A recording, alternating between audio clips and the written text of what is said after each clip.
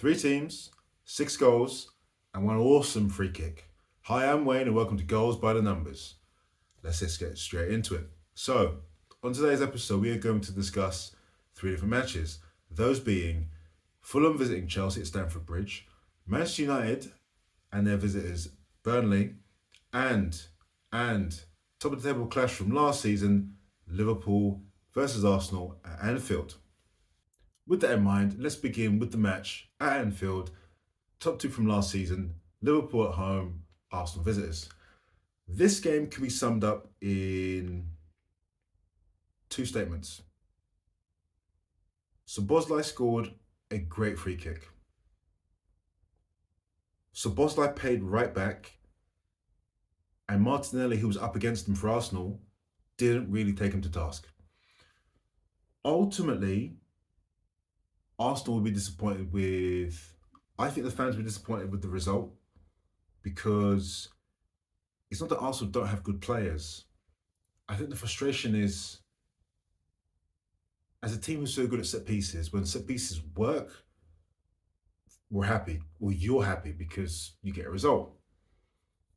When set pieces don't work, the team seem functional, and you have scenarios where Martinelli's not really taking on Szoboszlai, who, let's get it straight, he may be playing right back, but he's not a defensive player. Ideally, you play him where Wirtz is playing. So, looking at it, I would have said, if it was me, I would have said, I was Arteta, I would have said, Gabriel Martinelli, give him nightmares. Get the ball, run at him. Get the ball, run at him. And he just didn't do that. It was almost as if Arsenal turned up wanting to play out for a draw and rely on set pieces to maybe sneak a win. But again, it's not like, okay, let's be clear. Liverpool have a good team. They are a good team. They won the league last season. And they've improved it by adding better players. We won't touch the Trent thing, but they've improved by adding better players.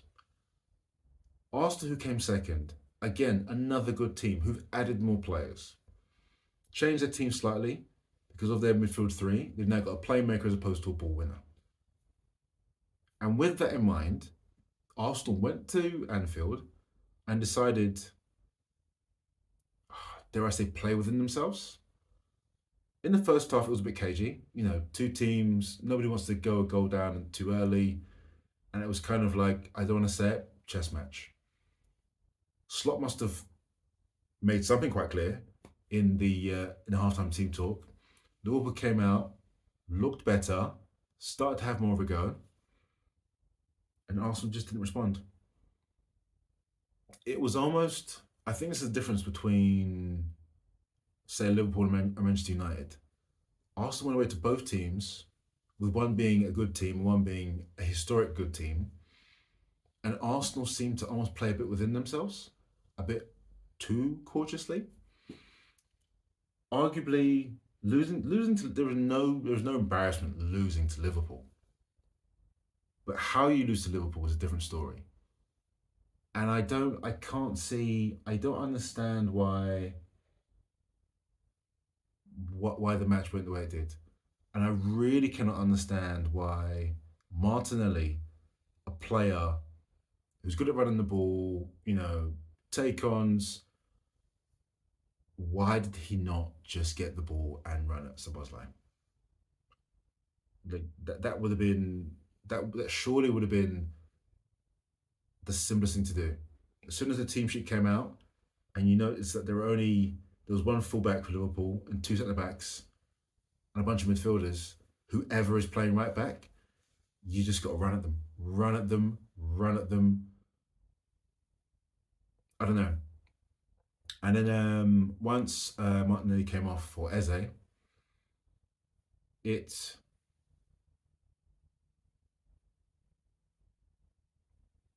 didn't really get much better.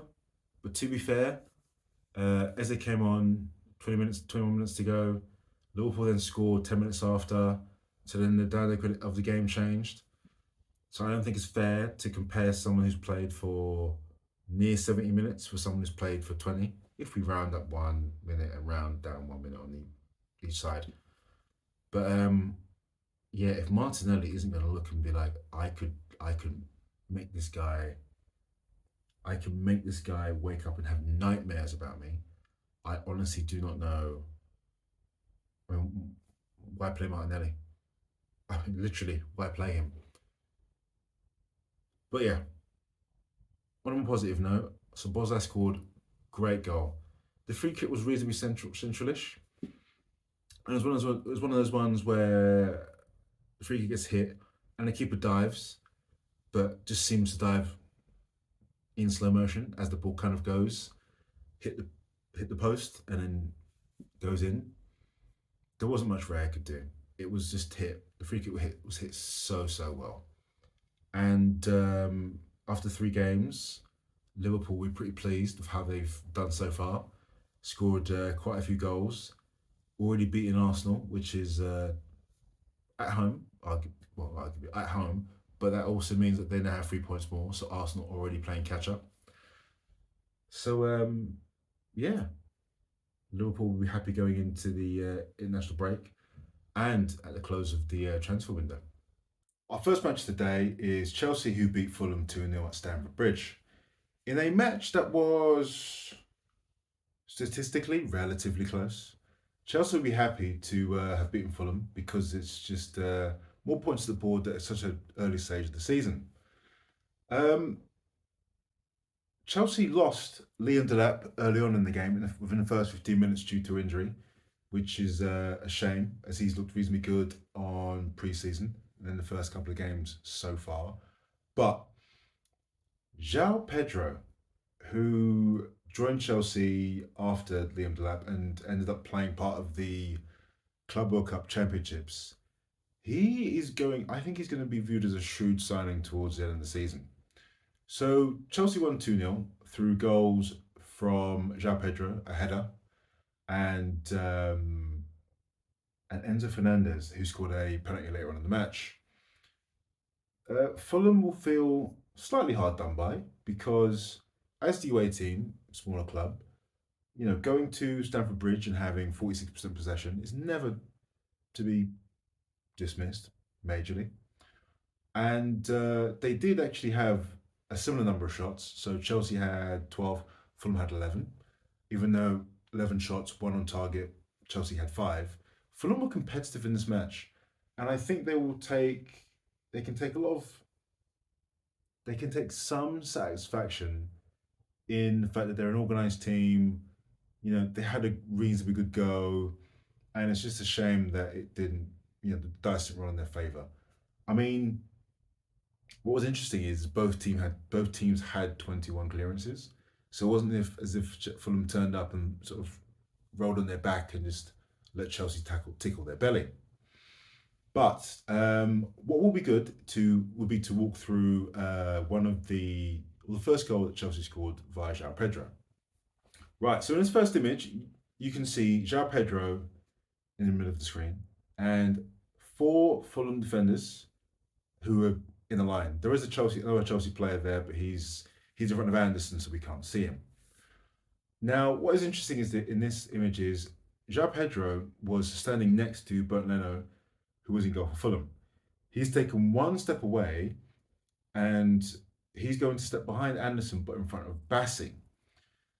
Now, in our second image, you can see where Joao Pedro has entered the back line in front of Bassi, headed the ball, made a bit of a face, and it's gone towards the goal and eventually in the back of the net.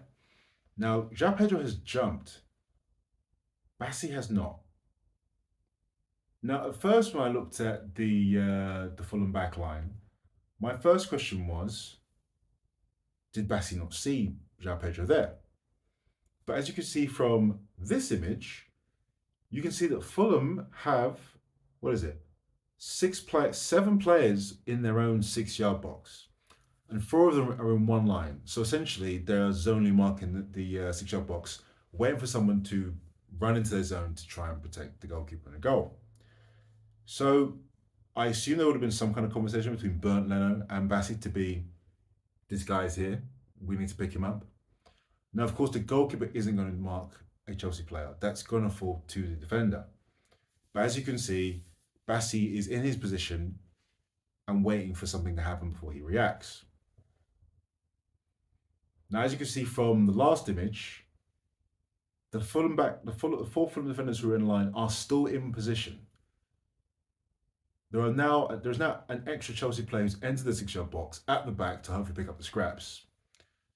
But Bassi has been beaten in the air, quote unquote. On one hand, you might think, okay, so Bassi's behind Joao Pedro. They are effectively both in the centre of the goal, toward the facing the centre of the goal. This could be bad positioning. But Anderson takes a similar position behind the other Chelsea attacker. Bassi and Leno have not communicated enough with each other to effectively stop this. Leno could have come out and punched the ball, tried to catch it. Bassi could have made more of an effort to put Joao Pedro off, or tried to get in front of him and contest the headed ball. Ultimately, neither happened, and it's, I'd argue, a bit of a soft goal for Fulham to concede, but a goal's a goal. Our next match sees Manchester United finally get a win on the board by beating Burnley 3-2 at Old Trafford. At the third time of asking, Manchester United have actually got a win this season, which will relieve the pressure on the manager, especially after the results from last season. In what was a relatively open game, Manchester United did pepper the Burnley goal, and they had 25 shots in total, with, a fair few of them weren't on target, but still, there was the intent by having the shots in the first place. In fact, I think the percentage was only 20% of shots were on target, so 5 out of the 25. Burnley only had 6 in total, with 3 on target, but with those 3 on target, still managed 2 goals, so there's a story there in itself. In terms of possession, Manchester United were dominant in possession. They had 62%, which, as the home team, you would want and hope and expect. And unlike the Chelsea-Fulham game, whereas Manchester United had 20 clearances, similar to Chelsea and Fulham, Burnley had 38. So clearly there was one-way traffic towards the Burnley goal, despite the fact that Burnley still scored 2. Manchester United and their fans will be relieved at the win, but looking at it statistically, it should have been a simpler game. This game could have been 2 or 3-0 at halftime, possibly. And if that was the case, it would have forced Burnley to either climb up because they're scared of conceding more goals, or to attack more and risk conceding more goals.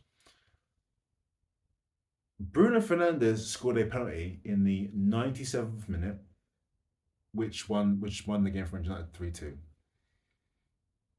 Outside of the fact that Cunha got injured after 30 minutes, and Mount got injured at half-time, from the budget point of view, the fact that Burnley are a promoted team, Manchester United shouldn't need 97 minutes and to win via a penalty. Now, we're going to ignore the fact that, they are professionals, they are all clearly trying, because it's not an effort. I'm not going to discuss effort, but from an objective point of view, a win is a win, but this will not go down as a good win because Manchester United should be beating promoted teams. Because historically, in the last 5 seasons at least, the 3 teams that have been promoted have always been relegated. So we would expect Burnley to be a relegation candidate. And if you can't beat a relegation candidate at home, like, what are we doing? What are we doing? And that's not just a Manchester United thing. It's across the board. There's 17 teams who should be beating Burnley, realistically. So Burnley, Leeds and Sunderland should be, not whipping boys, but they shouldn't be expected to be pulling up massive trees, simply because the fact that historically, in the last 5 years, the promoted teams have always gone down. In terms of things like passing accuracy, United hit 80%, Burnley hit 68%. That's not to be. It's not a criticism for Burnley, because for most of the game they were under pressure. So you would expect their passes to be harder because they're deeper and defending and so on and so forth. But with the transfer window closing later on today, will Burnley use it as an opportunity to potentially purchase small players? I don't know. Scott Parker's an interesting manager. It would be nice to see a team that's promoted actually keep their place in the Premier League. Is he the guy to do it? Time will tell. Ruben Amorim will be relieved because this now means that the pressure on him is going to subside a little as he's now finally won a game this season. But there is a long road for both clubs, and we'll have to see how they progress over the next few months. Okay, right. So Manchester United's first goal. Casimiro was a big part of it, but ultimately it goes down as an own goal as Casimiro's header came off the post and was bundled in by a Burnley defender. So Bruno Fernandes takes a free kick relatively in line with the Burnley 6-yard box. Just like Fulham, there are 7 defenders in the line and there's only marking. So maybe this is a new trend where teams go for more players only marking instead of a hybrid or just pure man marking. Now, I can't say this is wrong. Every team has their own tactical approach, and managers do what managers do, and I'm not one of them, so I can't say it's wrong. However, what concerns me is you have players just outside the 6-yard box and nobody's marking them. Now, when we go to our next image, you can see that the ball's now gone in the box and there are players who have moved and Casimiro is alone. That's because the 2 players at the back of the 7 Burnley defenders, they've stayed in position because that's their job. But as soon as the ball's gone over the first 5, they've realised the first 5 aren't going to get the ball. We now need to intervene. And they were also partly distracted by the fact that Joao ran from behind them to in front of them. But again, zonal marking, that's not really a problem. So in our next image now, you can see where Joao is making a run from back post to front post. You can see the 2 Burnley defenders circled, who are in effect waiting for something to happen in case they have to react.